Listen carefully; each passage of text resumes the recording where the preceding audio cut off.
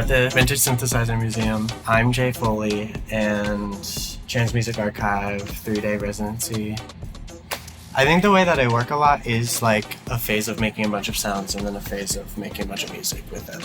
So I've been just running a recording while I'm here. It's like almost 8 hours long, and it's just like me going around to each of the synths, finding different sounds, making different sounds, play things physically and physical norms, all that stuff. It's also like, you know, when you make music for so long, you kind of hone in like a particular taste. And to see something like this that you could do anything with, and then to find my taste in that, I think that's like what I'm finding and like entertaining myself with, is when I do find that.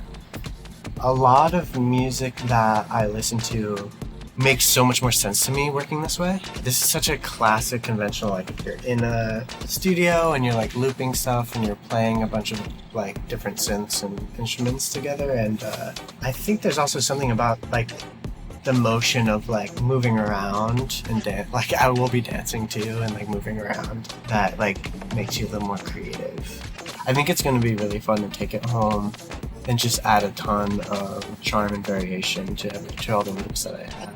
Has it been fun?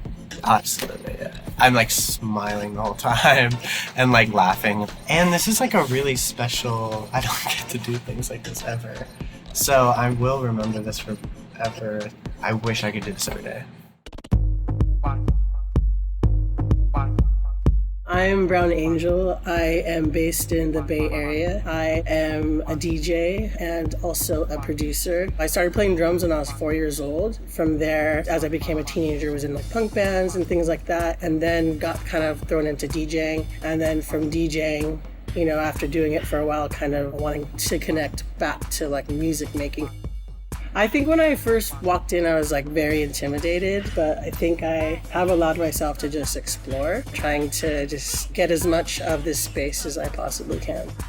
Currently, I am working on a queer electronic cumbia EP. You know, I'm still a student. I'm still learning the sounds, learning the history, but for me, I kind of felt that there was a need for a queer presence in the community. I'm always trying to center the music, so, you know, it's like music brings us together, music brings queer community together.